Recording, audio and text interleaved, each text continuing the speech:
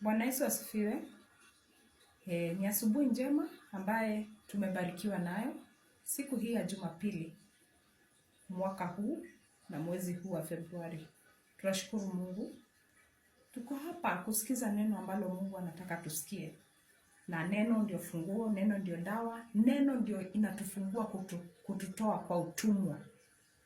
Ile utumwa ambaye Yesu alitufungua wakati alisulubishwa msalabani na akalipa yote. Ndio sasa hii neno ni ya kutufungua macho.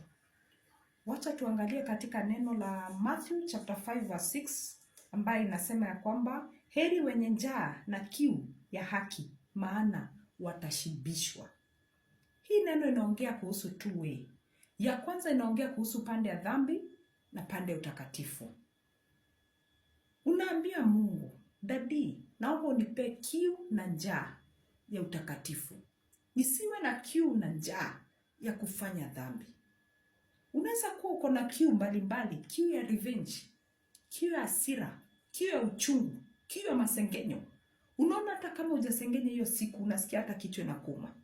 Hiyo ni mbaya, hiyo ni kiu ya dhambi. Hiyo ni kiu inatokana kwa shetani.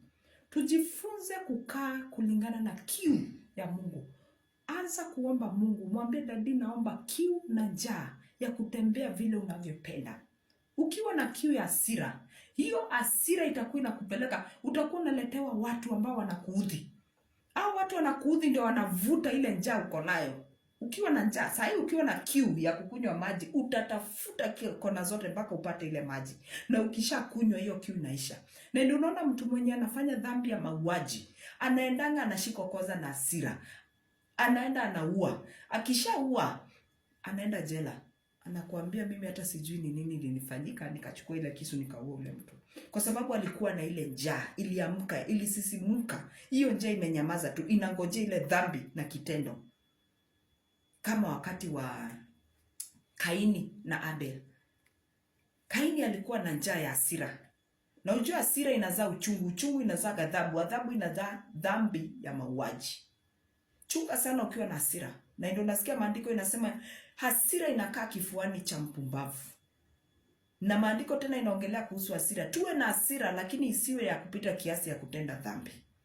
Tuchunge sana kwa sababu hasira ndio inakuanga mlango mkubwa wa kufungua mapepo. Ukiwa na hasira itaingiza mpaka mapepo zingine. Ndio unakuta ukiwa na hasira unaweza ua, unaweza tukana, unaweza fanya. Hata ukiwa umeokoka, umeshika Bible. Kwa sababu dhambi ni dhambi. Tuanze kukabidhiana na dhambi za ndani. Juu Yesu alikuwa anasema tunaosha vikombe nje na tuoshi ndani.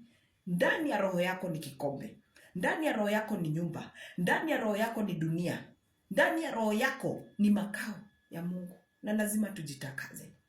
Hiyo ndani ya roho. Enda leo uambie Mungu na utumie maandiko ya Galatians chapter 5. Uanze kuomba, uone tamaa za mwili. Hizo kiu za mwili na kiu za rohoni. Uende utubu, useme Mungu Baba, ninatubu kwa sababu ya kiu na njaa ambaye ilifunguliwa mlango na mama na baba, ambaye mimi shetani anataka niendeleshe. Kama kwenye kuna usherati, uko na kiu na njaa ya kisherati, lazima utavaa nguo za kikahaba ili uvute ile roho, unaanza kuifeed. Don't feed on a sin. Maandiko inasema for the wages of sin is death. Ni vizuri tujichunge na tujue na tuanze kukaa tukijitakaza. Ambia Baba kwa jina la Yesu nimekuja mbele zako.